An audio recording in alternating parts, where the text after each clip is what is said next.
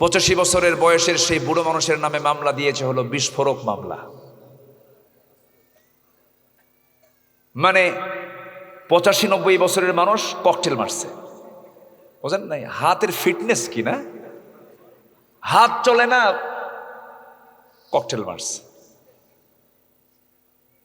এগুলো কি রহমতের কাজ না ফাসাদ সৃষ্টি করার কাজ? যারা এগুলো করেছে করবে তাদের উপরে কাল লানত। লানত কি পড়ছে? মাত্র 45 মিনিট। যুবকরা শোনো, মাহফিলে যুবকরাই বেশি এখন, লক্ষণ ভালো। ভাবছিলাম কি জানেন, যুবকরা মনে হয় ডিভাইস টিভাইস পায়া গেমস টেমস খেলে তারপরে এগুলো সবাই এগুলোর গভীরে মনে ডুবে গেছে, মনে হয় এদিকে কোনো তাল নাই, কিন্তু জাতে মাতাল, তালে ঠিক। 16 বছর কোনো বুড়ারা কেউ কিছু করতে পারেনি।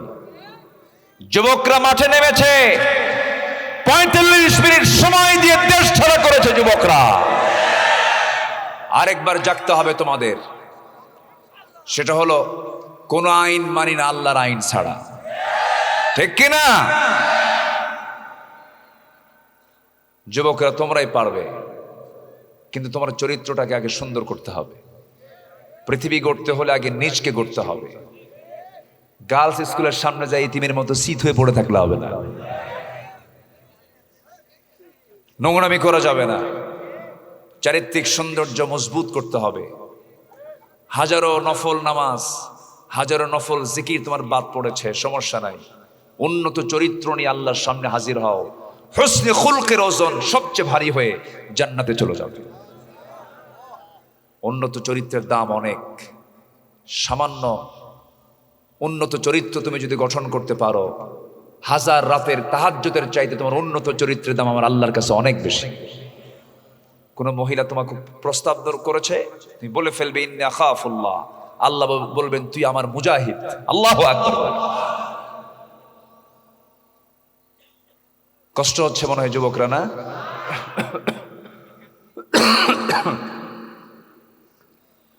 তাহলে আল্লাহর রহমত পাবে কয় শ্রেণী, আল্লাহর লানত পাবে কয় শ্রেণী? কেবল চলতেছে কয় নাম্বার? 1 নাম্বার। আমার বন্ধুগণ, ফাসাদ সৃষ্টি করা যাবে না, বিপর্যয় সৃষ্টি করা যাবে না, কারো ক্ষতি করা যাবে না, সন্ত্রাসী করা যাবে না, চাঁদাবাজি করা যাবে না। সরকার পতন হয়েছে, সরকার চলে গেছে, কিন্তু কিছু চাঁদাবাজি, কিছু দুষ্টামি এখনো, সেই চক্র এখনো পৃথিবীতে আছে না নাই? আমার দেশে নাই, আসতে বলবেন না, আছে না নাই? এখনো আছে। এই সমস্ত কাজগুলো করতে দেওয়া যাবে না, নিজেও করা যাবে না, কাউকে করতেও দেওয়া যাবে না। আল্লাহ রাব্বুল আলামিন বান্দাকে হুকুম করেছেন। কি হুকুম করেছেন?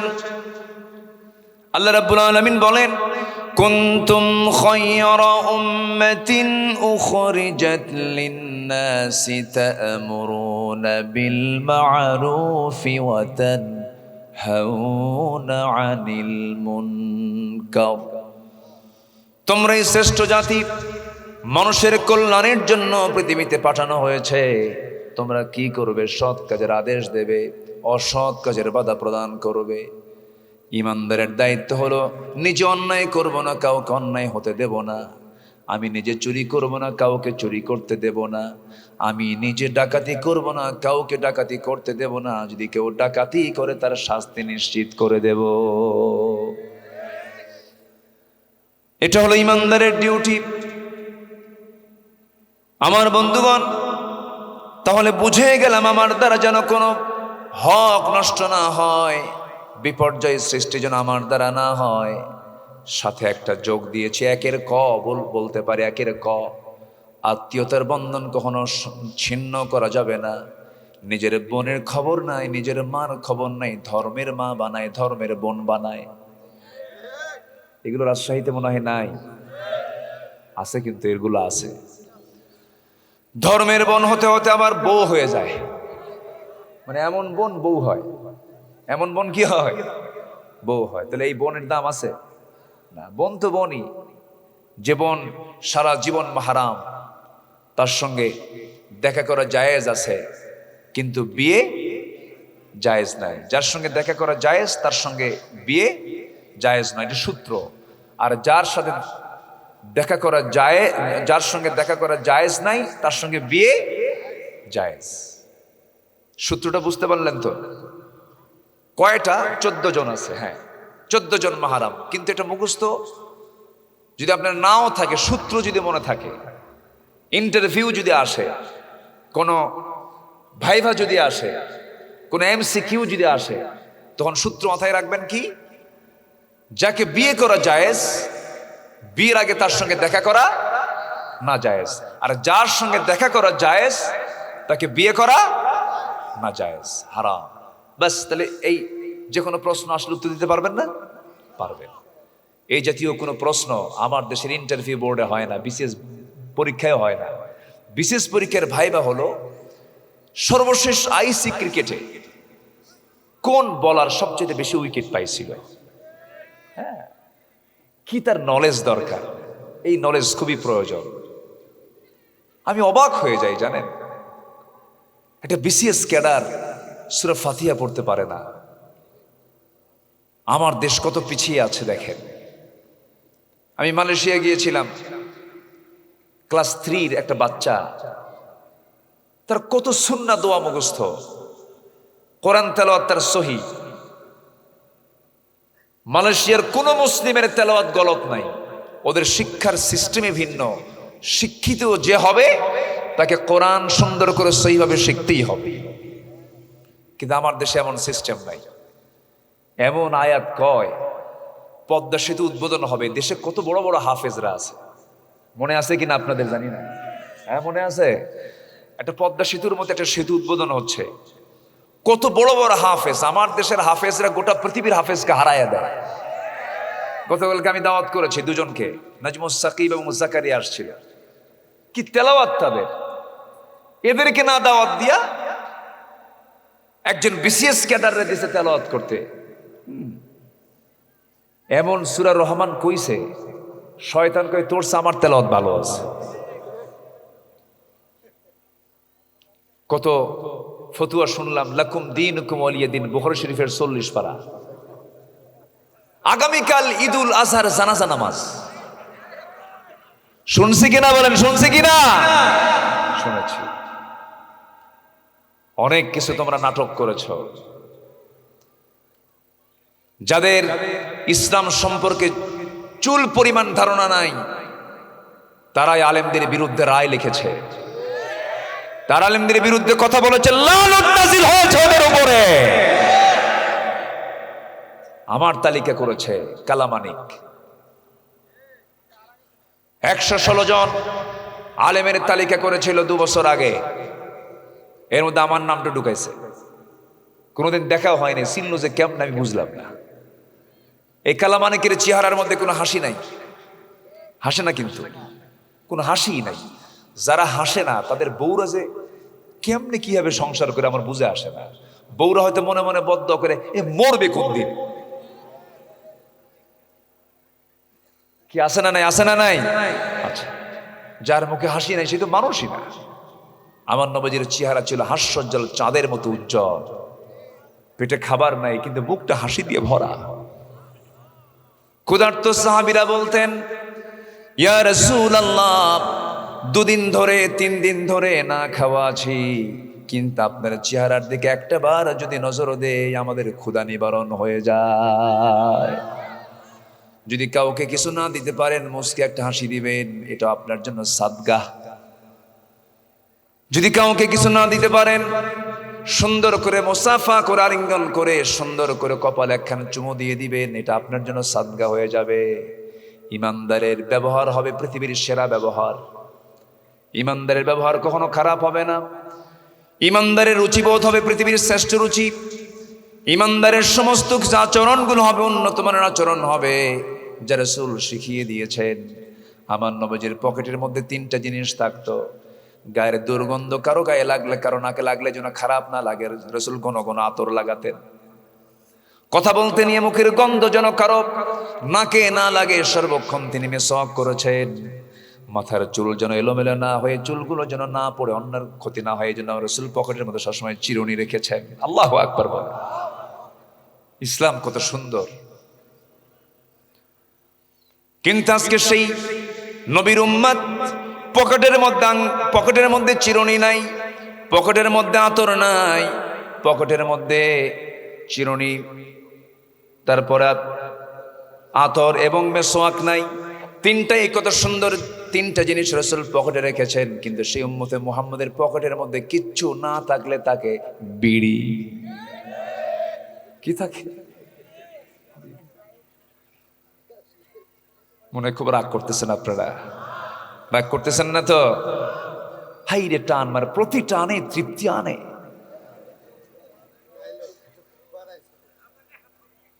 এক টান দিয়ে ধোঁয়া 4 তলায় পাঠায়, আবার ছায়া থেকে কুদ্দুর গেল দেখি তো কি যে মজা পায়। আমার মনে হয় জাতি হিসাবে গোটা পৃথিবীর মধ্যে যে জাতি সবচাইতে বিড়ি খাওয়া ফাস্ট, বাংলাদেশ। এরা ভাতের চেয়ে বেশি বিড়ি খায়, পায়খানা যেও খায়। বুঝে আসে না আমার। আপনি বিড়ি ছাড়তে পারলেন না, আপনি হারাম ছাড়বেন কেমনে? আবার মাহফিলে এসে বলে, হুজুর একটা প্রশ্ন করি, কি বিড়ি খাওয়া কি জায়েজ আছে? মানে উনি জায়েজের চেষ্টাতে আছেন। আবার আছে না নাই? আচ্ছা, আল্লাহ তুমি এই জাতিকে সকল নেশা থেকে হেফাজত করো, জোরে বলি আমিন। এই ছেলে কি কিসের কি? বসো, বসে পড়ো। আমি কি আলোচনা চালাবো? যে উঠবে তারে ধরবে, বসায় দেয়। এটা তো সাধারণ জনসভা নয়, এটা মানে এখন এই মুহূর্তে চলছে হলো এত একটা বরকতময় সময়, ফেরেশতারা শুধু আল্লাহর কাছে বলতেছে, আল্লাহ এগুলো বান্দার গুনাহ মাফ করে দাও। এখান থেকে যান কই আপনি? বসে, অনেক সওয়াব পাবেন, অনেক বরকত পাবেন আপনারা যদি আমল করার নিয়তে শুনি, জোরে বলি ইনশাআল্লাহ। সাবজেক্টটা ধরেছি একটু হার্ড সাবজেক্ট, একটু মজা কম, কিন্তু জানা দরকার। তাহলে আমরা কি ফাসাদ সৃষ্টি করব না সমাজে শান্তি পয়দা করব? কি বলেন? কি অশান্তি না শান্তি? নিরীহ লোকের বিরুদ্ধে মামলা দেব? মামলা কি 16 বছর হয়েছে? কম না বেশি? 1 নম্বর আসামি ছিলেন আল্লামা সাঈদী। আসামি আর খুঁজে পায় নাই। কেন কথা বলবো না? আজকে বুক উঁচু করে কথা বলবো, জোরে বলি ইনশাআল্লাহ। 2009 সালে একসঙ্গে হজে গিয়েছিলাম, একই বছর। ফার্স্ট হজ আমার, ওনার জীবনের লাস্ট হজ। হজ করতে গেলেন, বলা হলো আপনি দেশের না ফেরাই ভালো। কেন? ট্রাইব্যুনাল গঠন হচ্ছে, ট্রাইব্যুনাল, আন্তর্জাতিক অপরাধ ট্রাইব্যুনাল গঠন হচ্ছে, আপনি যাবেন না, আপনার বিরুদ্ধে মামলা হয়ে গেছে, মামলা হচ্ছে। উনি মুস্কি হাসি মেরে বললেন, মৃত্যুর ফয়সালা জমিনে নয়, আসমানে হয়। আমি শহীদের তামান্না রাখি, আমি শাহাদত লালন করি, কোনো চিন্তা নাই আমার। আমার দল, আমার কর্মী, আমার যারা কর্মী, আমাকে যারা নেতা মনে করে, তারা জেল খাটবে আর আমি আরামে বিদেশে বসে থাকবো। এই চরিত্র রাসূল আমাকে শিখান নাই। বুক উঁচু করে দেশে ফিরেছেন, অথচ সেই আলেমদেরকে রাজাকার বলে বলে গালমন্দ করা হয়েছে। সে আলেমদেরকে যারা রাজাকার বলেছে তারা কেউ পাকিস্তান যায় নাই। ভারতীয় রাজাকাররা সব ভারতের দিল্লি গিয়ে বসে আছে, কেউ যায় নাই। দেশের ভালোবাসা বুঝেন না? এদেশের প্রতিটা ইঞ্চি মাটি আমরা অবশ্যই টিকে রাখার জন্য জীবন সংগ্রাম চালিয়ে যাব ইনশাআল্লাহ। দেশকে আমরা ভালোবাসি, ইসলাম শিখিয়ে দিয়েছে দেশকে ভালোবাসো। বলি আলহামদুলিল্লাহ। দেশে আর কোনো মহিলা খুঁজে পেলেন না আপনার সন্তানদের বিয়ে করার জন্য?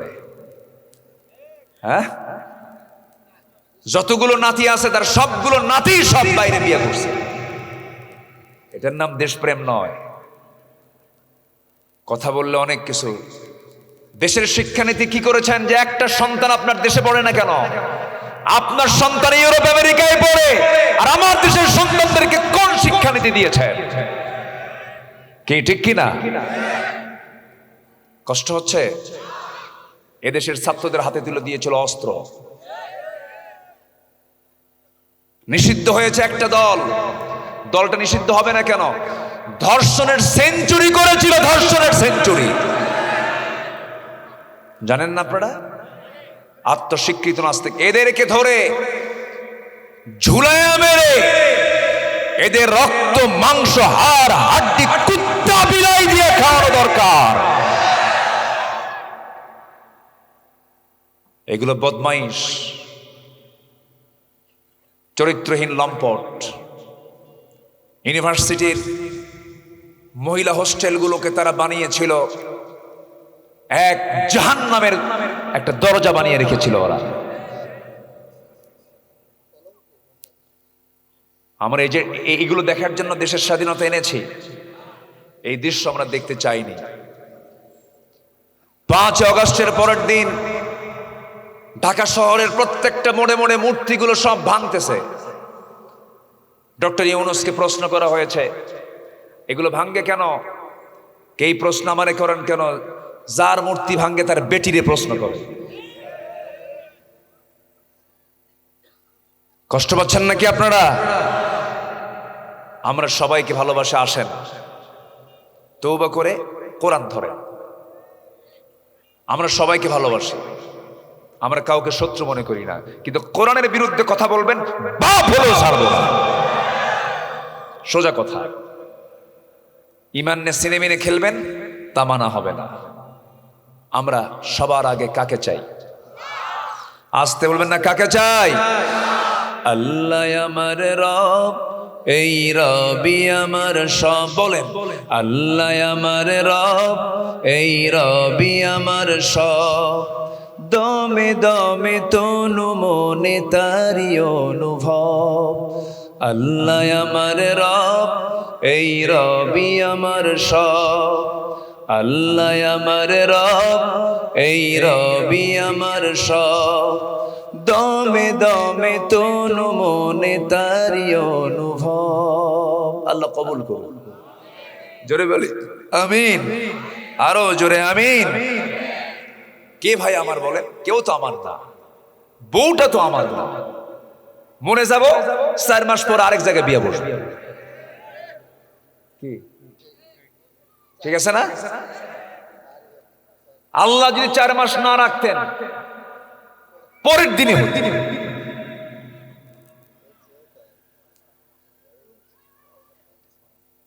বউ মরে যাওয়ার পরের দিনে স্বামী আরেকটা বিয়ে করে। কিসের মহব্বত এগুলো? কেউ আপন না আমার। রাগ করতেছেন আপনারা? কথা কি অবাস্তব না বাস্তব? বাস্তব। এগুলো কিচ্ছু না। যে মেয়ের জন্য পাগলা তুমি, বিয়ে শাদী হলো কিন্তু অভাব, টাকা পয়সা নাই, ভালোবাসা সব জানালা দিয়ে পালায়।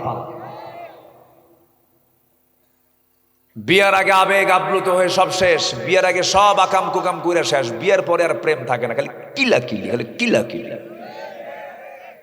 ঠিক কিনা? এগুলো করো না। বাস্তবতায় আসো, বাস্তবতায়। ইমানকে সুন্দর করে ফেলো, স্ট্রেট হও। কথা বলবা আঁকা বাঁকা না, একদম সোজা কথা। কি কথা? কি কথা? জান্নাত কি আঁকা বাঁকা না সোজা পথে? সোজা পথে। কাজও সোজা করো, কথাও সোজা করো, জান্নাত সোজা পথেই আছে। আলহামদুলিল্লাহ বলেন। জমিনে কোনো ফাসাদ সৃষ্টি করা যাবে না। ফেরাউন কি করেছিল? শান্তি না অশান্তি কায়েম করছিল।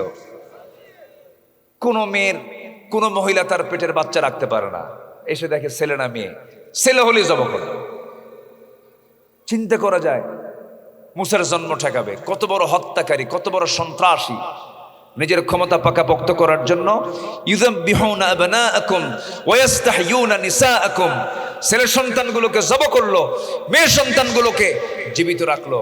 এরপরও ফেরাউন কি মুসার জন্ম ঠেকাতে পেরেছে? আসতে বলুন না, পেরেছে? কার বাড়ির ভাত কাপড় চোপড় খাইছেন উনি? ওর বাড়িতে, একদম ওর বাড়িতে। ওয়াউহা ইলা উম্মি মুসা আন আরদিঈহি ফাইন খিফতি আলাইহি ফালকিহি ফিল ইয়াম্মি ওয়ালা তাখাফি ওয়ালা তাহজানি। আল্লাহু আকবার, আল্লাহু আকবার। মুসার মা চিন্তা করো কেন, আমি কাঠখণ্ড পাঠিয়ে দিয়েছি, কাঠের বাক্সের মধ্যে মুসাকে ঢুকায় দাও, দরিয়ায় ছেড়ে দাও। ফালকিহি ফিল ইয়াম্মি ওয়ালা তাখাফি, চিন্তা করো না, তোমার সন্তান আমি আবার তোমার কোলে উঠায় দেব। ভাসতে ভাসতে গিয়ে ফেরাউনের রাজপ্রাসাদের পিছনে গিয়ে কাঠের বাক্স থেমে গেছে। এবার প্রস্তুত নিয়েছেন গোসল করার জন্য আসিয়া আলাইহিস সালাতু ওয়াস সালাম, জান্নাতের এক রমণী। আল্লাহু আকবার বলেন। তাও কার ঘরের? কার ঘরের? ঈমান রাখলে গোচি মাছের মতো, বাইম মাছের মতো। কি মাছ বলে এগুলোকে? গোচি বলে, গোচিও বলে। আচ্ছা, হ্যাঁ, ওই বাইম মাছ মানে একটা ছোট জাত, একটা বড় জাত। এই তো বাইম মাছের বসবাস হলো পানিতে না কাদাতে? কিন্তু ওর গায়ে কি কাদা লাগে? আসিয়ার বসবাস কার সাথে? কার সাথে? ফেরাউনের কোন কাদা বা বালি, কোন নোংরা তার গায়ে লেগেছে? এটার নাম ঈমান। এটার নাম কি? ঈমান। আল্লাহু আকবার। আসিয়ারা কি আসছে মাহফিলে? আসিয়া মাহফিল আসছে? আমার মা বোন চিন্তা করে দেখেন, কি একটা কঠিন পরিবেশে আসিয়া আলাইহিস সালাতু ওয়াস সালাম তার লাইফটা পার করেছেন। আপনার স্বামীটা মুসলমান, আপনার স্বামীটা মুসলিম পরিবারের সন্তান, আশেপাশে সব ধর্মীয় কালচার আছে, এরপরে আপনি বোরকা পড়তে পারেন না, এরপরে আপনি দিন মানতে পারেন না। অথচ আসিয়া আলাইহিস সালাতু ওয়াস সালাম এমন একটা লোকের বউ ছিলেন, যখন দিনটা গ্রহণ করেছেন, যখন জানতে পারলো, ফেরাউন এসে বলল, আসিয়া তোমাকে আমি দারুণ ভালোবাসি, কিন্তু শুনলাম কি যেন ঘটনা, তুমি কি ইসলাম কবুল করছো নাকি? আসিয়া বলছেন, স্বামী আমার জীবন যৌবন আপনার কাছে বিক্রি, আপনার জীবন যৌবন আমার কাছে বিক্রি। আমি আপনি হুন্না লিবাসুল লাকুম ওয়া আনতুম লিবাসুল লাহুন্না, আমরা হলাম স্বামী স্ত্রী। আমি চাই না আপনি জাহান্নামে যান, আমি স্ত্রী হয়ে আপনাকে দাওয়াত দিচ্ছি, আপনি জান্নাতের লাইনে চলে আসেন, কালেমা পড়েন। আমি কালেমা পড়ে নিয়েছি। সঙ্গী সঙ্গী আসিয়া আলাইহিস সালাতু ওয়াস সালামের কথা শুনে ফেরাউন জিহ্বায় কামড় মেরে বলে, আসিয়া তুমি এত বড় বেঈমান। দেখেন বেঈমান কি করে, ও নিজেই কিন্তু বেঈমান। তুমি এই কাজটা কেমন করে করলাম? আমার সঙ্গে তুমি এত বড় বেঈমানি করলে, আমার শত্রু মুসার দিন তুমি গ্রহণ করলে। আসিয়া বলছেন, স্বামী আমার, মুসার তো দিন নয়, এটা কার দিন? আসতে বলবেন না, কার দিন? আল্লাহর দিন। সঙ্গে সঙ্গে ফেরাউন বলছে, আসিয়া আমিও তো আল্লাহকে মানি, কিন্তু প্রকাশ্যে মানি না। দেখছেন কিসে মানি না? প্রকাশ্যে মানে, প্রকাশ্যে মানলে সিয়ার থাকবে না। ফেরাউন বলল, আমি সব জানি, আল্লাহ সত্য, মুসা সত্য, দিন সত্য, আখিরাত সত্য। এবার আসিয়া বলছে, স্বামী আমার, আপনি সব জানার পর আপনি মানেন না কেন? ফেরাউন বলছে, একটা জায়গায় সমস্যা, সেটা হলো ক্ষমতা।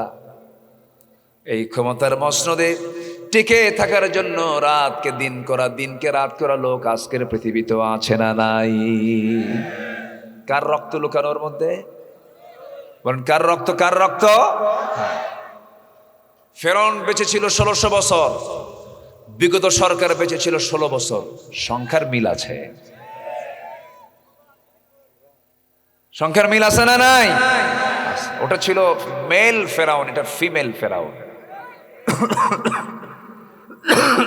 একটা দুইটা মারে নাই, একটা দুইটা মারে নাই। আল্লামা সাইদিকে কেমন করে মারলো ওরা, আমার ভাল লাগে না মাঝে মাঝে, জানেন? সবাই তো ফিরে আসলো, উনি তো আর ফিরলেন না।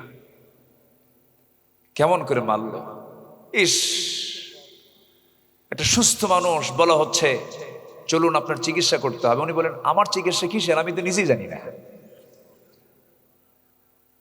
যিনি অসুস্থ তিনি জানেন না আমি অসুস্থ। জোরপূর্বক একটা জীবিত মানুষকে, সুস্থ মানুষকে ধরে নিয়ে চলে গেল হসপিটালে। জোর করে নিয়ে গিয়ে হসপিটালে, জোর করে হসপিটালের রুমে তাকে বিছানায় শোয়া দেওয়া হলো। তার দুটো ছেলে ভিক্ষুকের মতো বারবার বলছে, একটা বার আমার আব্বাকে দেখার সুযোগ দিয়ে দেন। কারা কারা হাত উঁচু করে দেখেন মুসলমান?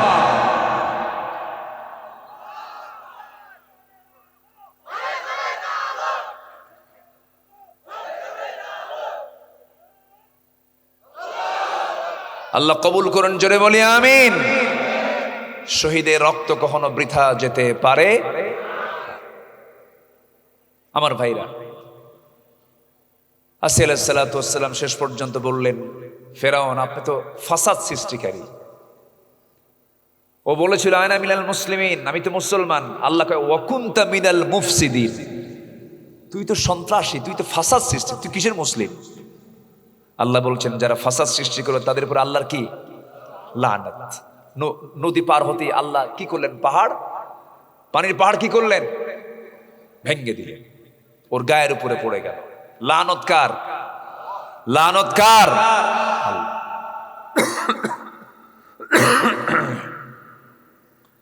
আমার বন্ধুগণ, এই ফেরাউন কি করে নাই?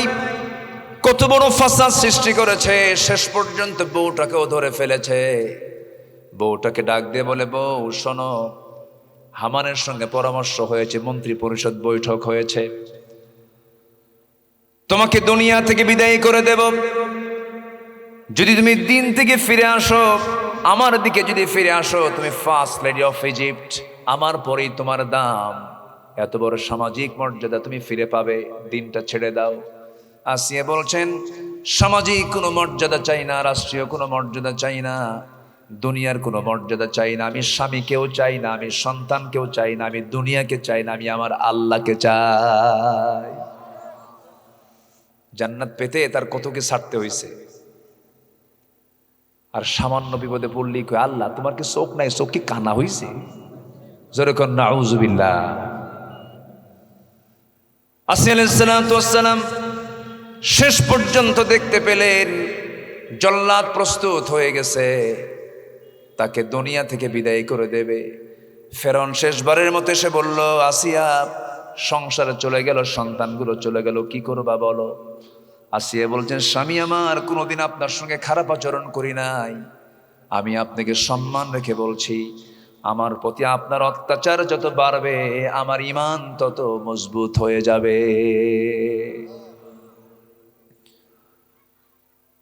ঈমানদারের ঈমানটা মজবুত হয় কখন?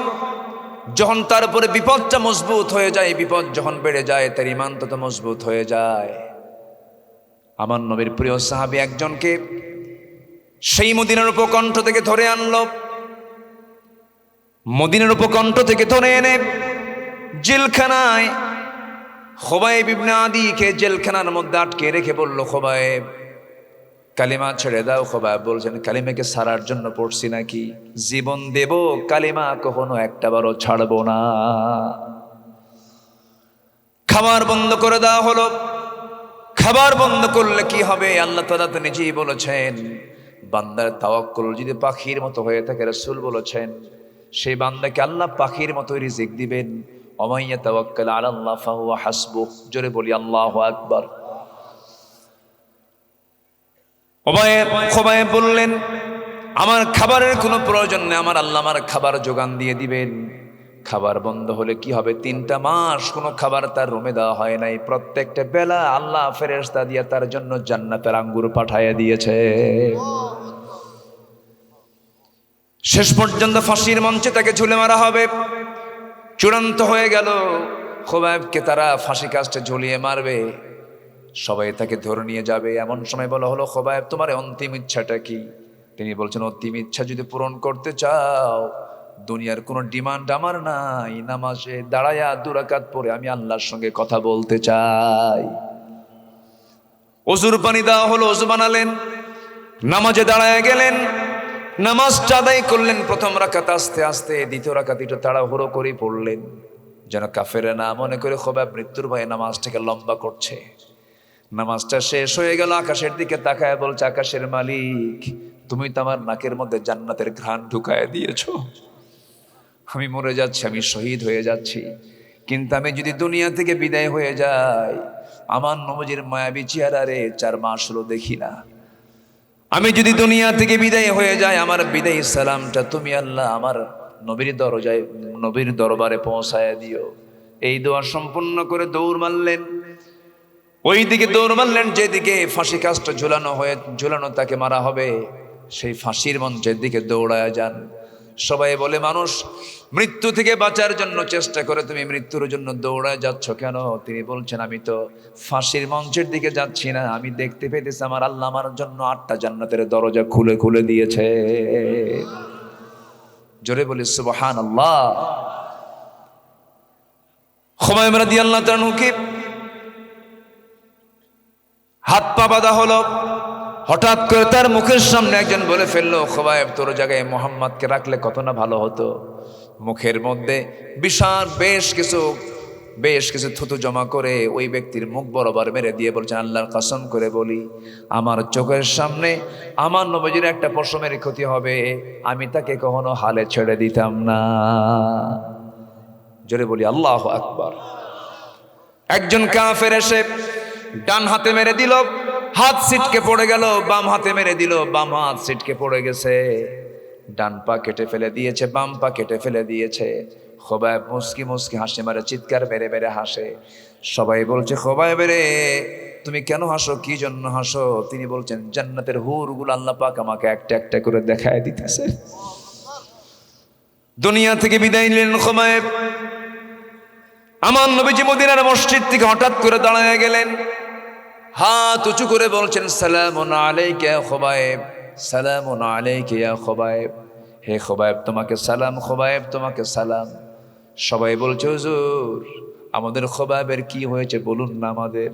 রাসূল বলছেন, ওরে আমার সাহাবীরা, আমি আমার নবুয়তি চোখে দেখি আমার খুবাইব জান্নাতের পাখি হয়ে এখন জান্নাতের মধ্যে উড়ে বেড়াতেছে। আমার ভাইরা, এটাই হলো জীবন। ولا تقولوا لمن يقتل في سبيل الله أموات بل أحياء ولكن لا تشعرون। আলাইহিস সালামের সামনে জল্লাদ প্রস্তুত হয়ে গেল। জল্লাদ কপালে করাত ঠেকায় দিয়া শেষবারের মতো জল্লাদ বলে ফেলতেছে, এখনো সময় আছে, তোমার জীবন এখনো তুমি বাঁচানোর সুযোগ পাবে। এবার আসিয়া বলছে, জল্লাদ রে, তুমি আমারে কি কও? আমার মাহবুব আমার আল্লাহ আমাকে জান্নাত দেখায় দেখায় দিতেছে। করাত যখন চালু হলো, সেই সময় তার একটা দোয়া মুখ দিয়ে চালু হয়ে গেছে। সেই দোয়াটা ছিল 4000 বছর আগের দোয়া। আল্লাহ সেই মহিলার দোয়াকে এত সুন্দর করে কবুল করে নিয়েছেন। সেই দোয়া আমার আল্লাহ কোরআনে কারীমের মতো কিতাবে কোট করেছেন। জোরে বলে সুবহানাল্লাহ। তিনি যে দোয়াটা করলেন, সেই দোয়াটা হলো, যারা পারেন ঠোঁট মিলিয়ে বলুন, রব্বি বিনিলি ইনদাকা বাইতান ফিল জান্নাহ ওয়া নাজ্জিনি মিন ফিরআউনা ওয়া আমালিহি। আল্লাহ গো, তুমি আমার জন্য বানায় দাও একটা মাত্র ঘর, কিন্তু একটা ঘর তুমি আমাকে বানায় দিবা যে সেই ঘরটা হওয়া চাই তোমার ঘরের দেওয়ালের সাথে। জোরে বলি সুবহানাল্লাহ। আল্লাহকে কত কাছে টানলে পরে এমন ধরনের দোয়া বের হয়। ওয়ানাজ্জিনি মিন ফিরআউনা ওয়া আমালিহি, এবং ফেরাউন থেকে তুমি তার দুষ্কর্ম থেকে তুমি আল্লাহ আমারে বাঁচায়া দাও। সূরা তাহরিমের তাফসীর পড়বেন, বিস্তারিত আল্লাহ পাক 4 জন নারীর কথা সেই সূরার শেষের দিকে বলেছেন। ইমরাত নূহ, ইমরাত লূত, নূহের বউ, লূত আলাইহিস সালামের বউ নবী ছিলেন, কিন্তু তাদের বউগুলো ছিল ঈমানওয়ালা না ঈমান হারা ছিল।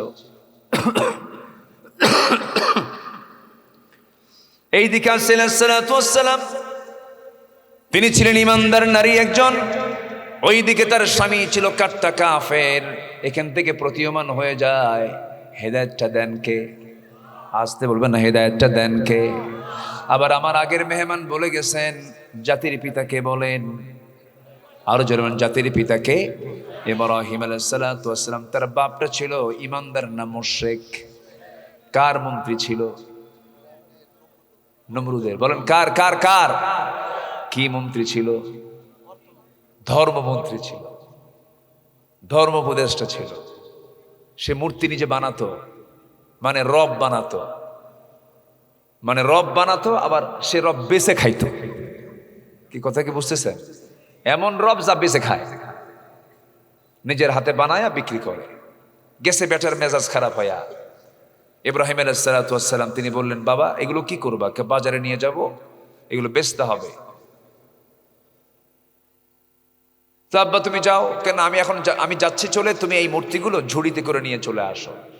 মেজাজ গেছে আরো খারাপ হইয়া। তুমি আগে যাও আব্বা, যাও।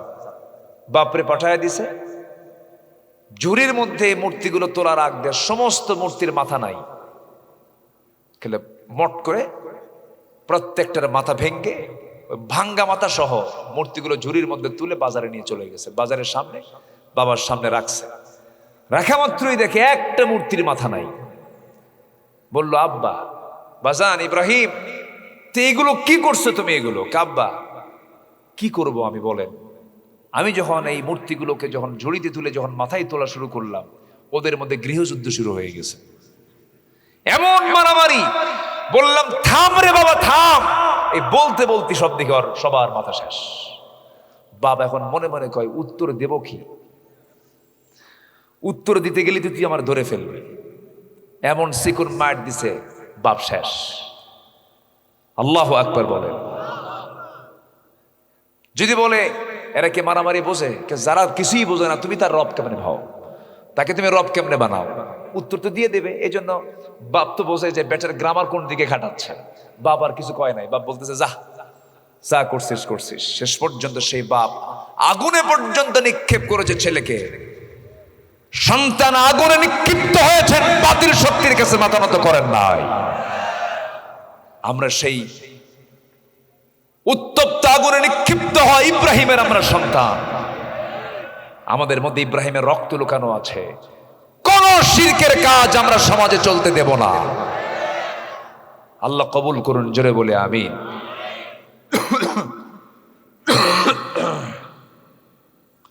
এইরকম কাশি মাল্লিকের ওয়াজ আসে কত। ঠান্ডা লাগছে হঠাৎ করে আজকে। তাও বিগত গতকালকের চেয়ে আজকের অবস্থাটা অনেক ভালো। আপনারা দোয়া করতেছেন তো? বদদোয়া নাই তো? এত সুন্দর মানুষ, কোনো মানুষের নড়াচড়া নেই। তানর, গোদাগাড়ি, চাঁপাইনবাবগঞ্জ, তারপরে শিবগঞ্জ, রহনপুর, গোমস্তাপুর, ভোলাহাট, কানসাট, এরপরে এদিকে কি বলে পুঠিয়া,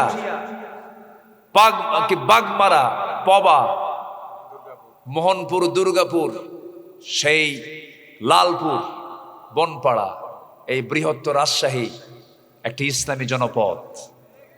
বলি আলহামদুলিল্লাহ, জোরে বলি আলহামদুলিল্লাহ। এদেশের এই অঞ্চলের মাটি ইসলামের জন্য উর্বর।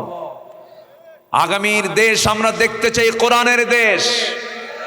এর জন্য যদি আরো প্রয়োজনে রক্ত দিতে হয়, জান দিতে হয়, সবাইকে রাজি আছেন? রাজি আছেন? কোন কোন রাজশাহীর জনতা হাত উঁচু করে দেখান মুসলমান।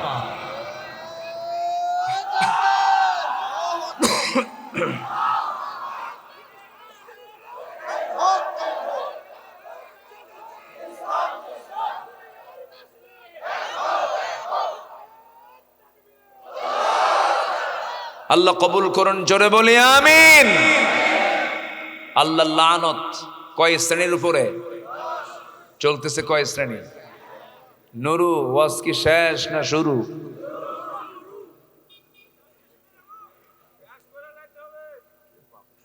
কাম সেরেছে বাবু? জি, বলি আলহামদুলিল্লাহ। এশার নামাজ হয়েছে তো? ফজর হবে, জোহর হবে, আসর হবে, মাগরিব হবে, জান্নাত হবে। বলি আলহামদুলিল্লাহ। অনেকে বলে হুজুর নামাজ না পড়ে ঈমান তো আছে, এরকম বলে না? বলে নামাজ নাই কিন্তু ঈমান আছে।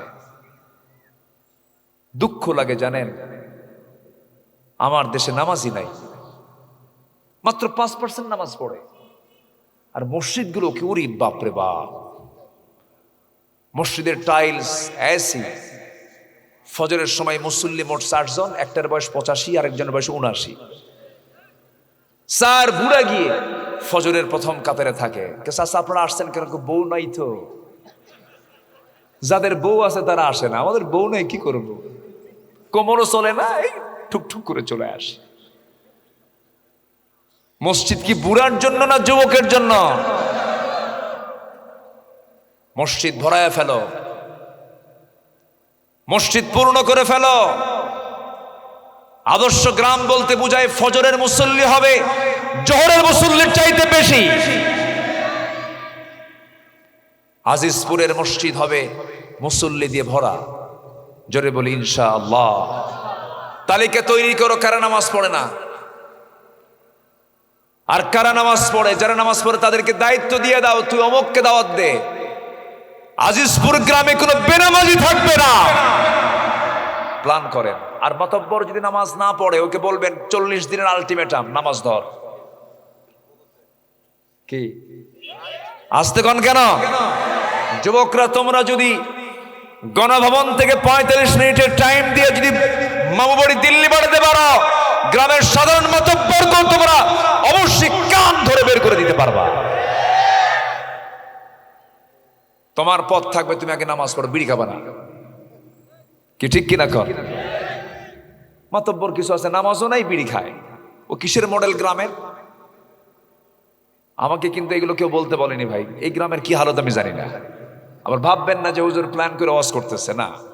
এটা আমভাবে এই যে ক্যামেরাগুলো রেকর্ড হচ্ছে, গোটা দেশের 64,000 গ্রামকে আমরা বেনামাজি মুক্ত গ্রাম দেখতে চাই।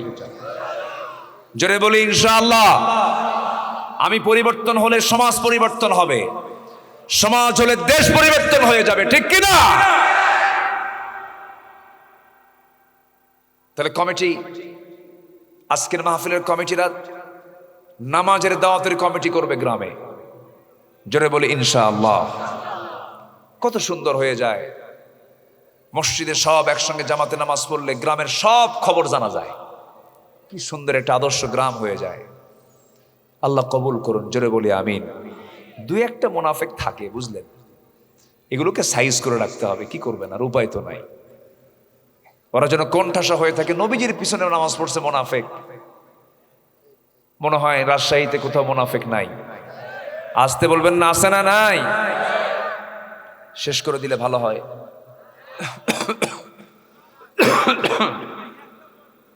হ্যাঁ বসুন, দু একজন করে উঠতেছে। একটু রাত হয়েছে অবশ্য, কষ্ট হচ্ছে আপনাদের, কি করবো আর।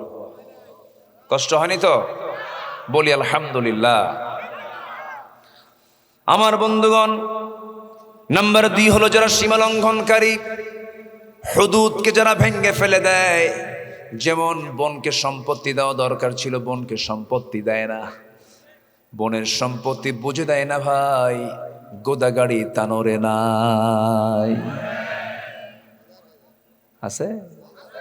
বোনকে জমি দেওয়া জায়েজই মনে করে না। কিসের রে বোনরে জমি দিতে হবে? আছে না নাই? হ্যাঁ হ্যাঁ, 3 আবাদি জমি ভাই, আর কোন আবাদি নাই, বিলে যায়।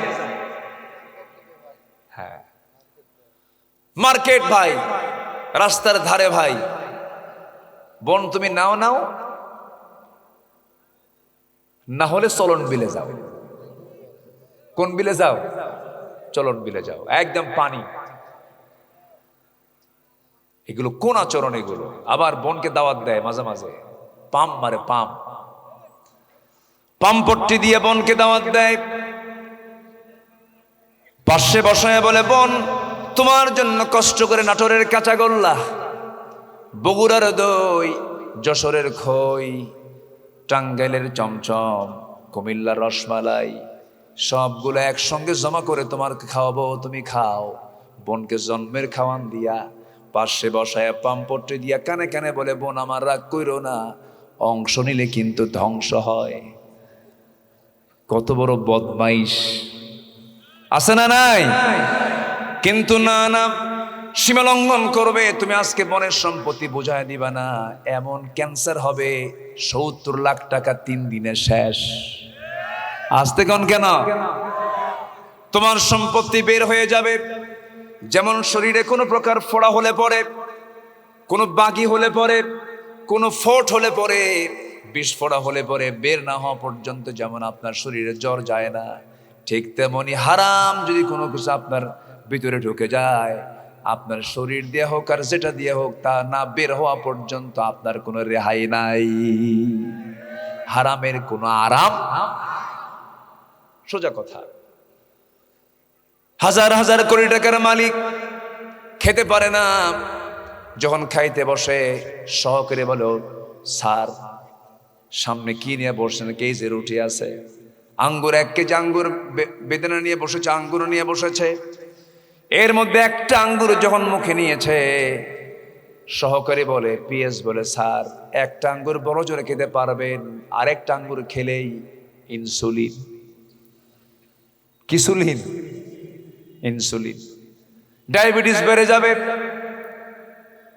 রুটি এতগুলো, একটা রুটিও খেতে পারে না, ওর মধ্যে 4 ভাগের 1 ভাগ রুটি খায়, আর ওই আঙ্গুরের 1 কেজি আঙ্গুরের দিকে ছায়া থাকে ফকিরের মতো। আহারে টাকা আছে, খাই না। কি কথা কি বুঝতেছেন? কিন্তু একটা গ্রামের জীবনের মানুষ কি পরিশ্রম করে সারাটা দিন, হাড় ভাঙ্গা পরিশ্রম করে, সকালবেলা যখন খাইতে বসে, প্লেটে বসে না গামলায় বসে? প্লেটে কি বসাবে? বউ যদি ভুল করে প্লেট দেয়, প্লেটটা ফিকে মেরে বলে, আমার কি মনে হয় প্লেটে খায়? ডিশ নিয়ে ডিশের মধ্যে বসল, রাতের সেই পোড়া ভাত, পাতিলের ভিতরে পোড়া ভাতটা ছিল, তলের ভাতটা ছিল পানি মিশ্রিত পান্তা ভাত, একদম 2টা পেঁয়াজ নিয়া, 4-5টা ঝালওয়ালা মরিচ নিয়া যখন খাইতে বসলো, গো গ্রাসে খায়, খালি খায় আর খায়। খাওয়ার পরে 1 কেজি পান্তা খাওয়ার পরে যখন বলা হয় খাইছো কেমন, আরো 1 কেজি হলে ভালো হয়। আলহামদুলিল্লাহ বলবেন না? জোরে কোন আলহামদুলিল্লাহ। হালালের মজা আছে না নাই? আপনি ভাববেন না কখনো হাজার কোটি টাকার মালিক সুখে আছে, না, ভুল কথা। সুখ দেওয়ার মালিককে, আসতে বলবেন না, সুখ দেওয়ার মালিককে। এসি রুমে শুয়ে থাকে, 20 তলার ফ্লোরে শুয়ে থাকে, চতুর্দিকে এসি, কি সুন্দর বাতাস, ঘুম হয় না। ঘুমের ওষুধ 4-5টা খাওয়ার পরও ঘুম হয় না, ডান কাত বাম কাত, ডান কাত বাম কাত, হাঁটে ঘোরে, ঘুম হয় না। আর গ্রামের জীবনের একটা অটো রিক্সা চালক, ভ্যান রিক্সা চালক, কোথাও বস্তা মেরেছে সারাদিন, 100টা বস্তা মেরেছে, ক্লান্ত শরীর নিয়ে যখন বিছানায় ঘুমাতে যায়, এসিও নাই, ফ্যানও নাই, বাতাসও নাই, কিচ্ছু নাই, এমনকি বালিশটাও নাই। ইটটাকে বালিশ বানায়, ইটটাকে মাথার নিচে রেখে এমন ঘুম দেয়, নাকটা এমন ডাকে, হেলিকপ্টারের আওয়াজ ফেল, ঠিক কিনা? হেলিকপ্টার আর কত আওয়াজ দেয়, ওর নাকের ডাক শুনলে আশপাশের লোক টের পায় যে ঘুমাচ্ছে একজন ব্যক্তি এই জায়গায়। আল্লাহু আকবার বলেন। হারাম খাবো না হালাল খাবো? হারাম না হালাল? হালাল। সীমা লঙ্ঘন করা যাবে না। লুইনাল্লাযীনা কাফারু মিন বনি ইসরাঈলা আলা লিসানি দাউদ ওয়া ঈসা ইবনে মারইয়াম যালিকা বিমা আসাউ ওয়া কানু ইয়াতাদুন। লুইনা, লানতপ্রাপ্ত বনি ইসরাঈলরা। আল্লাহু আকবার বলেন। আমি যতগুলো আয়াত বলবো সেখানে লানতের কথা আছে। নাম্বার 3, আল্লাহর আয়াতকে যারা গোপন করবে তাদের উপরে লানত। ইন্নাল্লাযীনা ইয়াকতুমুনা মা আনজালনা মিনাল বায়্যিনাতি ওয়াল হুদা মিন বা'দি মা বায়্যানাহু লিন-নাসি ফিল কিতাব উলাইকা ইয়ালআনুহুমুল্লাহ ويلعنهم اللاعنون জোরে বলুন আল্লাহু আকবার। নাম্বার 4 হলো বিনা কারণে যারা কোনো মুমিনকে হত্যা করবে, কোনো বান্দাকে হত্যা করবে, তাদের উপরে কার লানত বলেন? লানত যার উপরে জাহান্নাম তার উপরে হবে। লানত প্রাপ্ত ব্যক্তি কখনো জান্নাত পাবে না। ওয়ামান ইয়াকতুল মুমিনান মুতাআম্মিদান ফাজাযাউহু জাহান্নাম খালিদান ফিহা ওয়া গাদিবাল্লাহু আলাইহি ওয়া লা'নাহু ওয়া আ'আদ্দা লাহু আযাবাম মুহিনা। জোরে বলুন আল্লাহু আকবার। ভাইরে একটু বসেন, 10টা মিনিট বসেন, কেউ নড়েন না। শেষ ভালো যার, একটু বসেন। নাম্বার 5 হলো মুনাফিক এবং কাফিরদের উপর আল্লাহর লানত। মুনাফিক হওয়া যাবে না, কুফরিও করা যাবে না।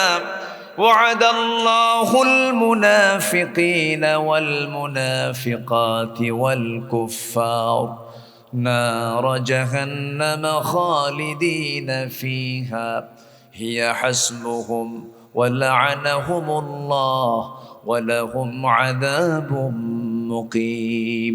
জোরে বলুন আল্লাহু আকবার। নাম্বার 6 হলো কাফের অবস্থায় কুফরি হালতে যারা দুনিয়া থেকে বিদায় নিয়ে নেবে তারা আল্লাহর লানত প্রাপ্ত বান্দা। ইন্নাল্লাযীনা কাফারু ওয়া মাতু ওয়া হুম কুফফারুন উলাইকা লা'নাতুল্লাহি ওয়াল মালাইকাতি ওয়ান নাসি আজমাইন। আল্লাহু আকবার। নাম্বার 7 হলো আল্লাহ এবং রাসূলের শত্রু যারা আল্লাহর লানত প্রাপ্ত বান্দা তারা হয়ে যাবে। ইন্নাল্লাযীনা ইউযুনাল্লাহা ওয়া রাসূলাহু লা'নাহুমুল্লাহু ফিদ দুনিয়া ওয়াল আখিরাহ। জোরে বলুন আল্লাহু আকবার। ওয়াদা যারা ভঙ্গ করবে, আল্লাহর আয়াতের সঙ্গে যারা অবমাননা করবে তাদের উপর আল্লাহর লানত। আল্লাহ রাব্বুল আলামিন বান্দাকে সুস্পষ্ট করে জানিয়ে দিচ্ছেন। নাম্বার 9 হলো ওই সমস্ত বান্দার প্রতি আল্লাহর লানত যারা আল্লাহর সম্পর্কে মিথ্যা রচনা রটায়, মিথ্যা রচনাগুলো করে। ওয়ামান আযলামু মিম্মান ইফতারা আলাল্লাহি কাযিবা। আয়াতের শেষে আল্লাহ রাব্বুল আলামিন বলছেন আলা লা'নাতুল্লাহি আলায যালিমিন। জোরে বলুন আল্লাহু আকবার। নাম্বার 10 হলো মুমিনা নারীদের সাথে যারা মিথ্যা অপবাদ চাপায়া দেয়। এই কথাটা আল্লাহ আলামিন এক্সট্রা করে বলেছেন, সতী সাধ্বী নারীকে যারা মিথ্যা অপবাদ চাপায়া দিবে তাদের প্রতি আল্লাহর লানত।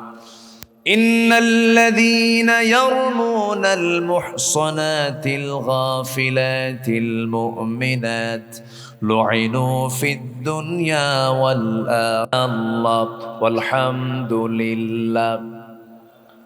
আর জোরে লা ইলাহা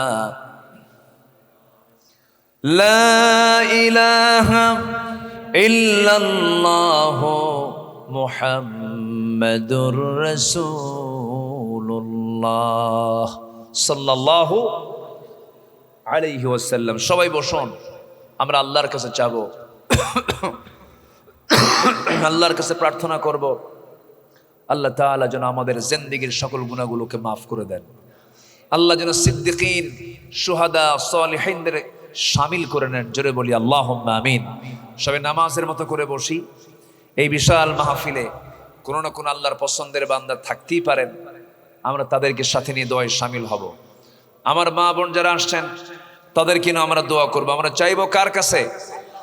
আরো কিছু মাহফিল আমার তানোরে গোদাগাড়ি নেওয়া আছে, কোথায় যে নেওয়া আছে আমার মনে নাই, আবারও দেখা হবে। আমি এলাকায় আসার একটা মহব্বত আমার জেগেছে।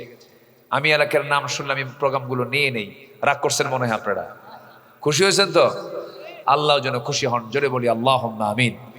সবাই বলছে সুবহানাকা আল্লাহুম্মা ওয়া বিহামদিকা আশহাদু আল্লা ইলাহা ইল্লা আনতা আস্তাগফিরুকা ওয়া আতুবু ইলাইকা।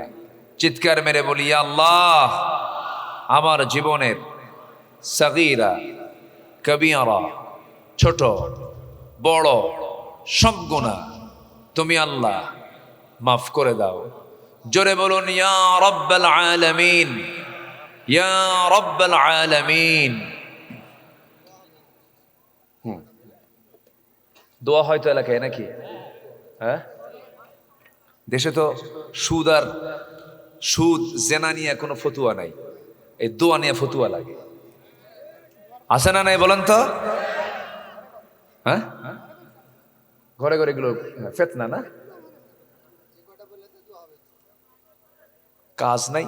একবার বললো কিয়ামত পর্যন্ত হরতাল হারাম, তো এই ছাত্ররা যে আন্দোলন করে দেশ এই পর্যায়ে নিয়ে আসছে, এখন তো আবার ধন্যবাদ জানাচ্ছে। ভালো, চিন্তা করা যায়। বলতেছে যে কিয়ামত পর্যন্ত হরতাল হারাম, ছাত্ররা জুলুম শাহী থেকে দেশকে কোথায় নিয়ে চলে আসলো, এখন বলে না আরাম। হারাম কি হয়ে গেছে?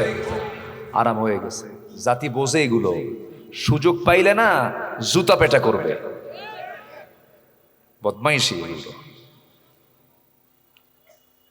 রহমতুল্লাহ হরিপুর 1000 টাকা দিয়েছে। আফরোজা খাতুন নামে একজন মা নগদ কিছু অর্থ দিয়েছেন। আল্লাহ তুমি সবার দানকে কবুল করো, যাদের নাম বললাম তাদেরকে কবুল করো, যাদের নাম বলা হলো না তুমি তাদেরকেও কবুল করো।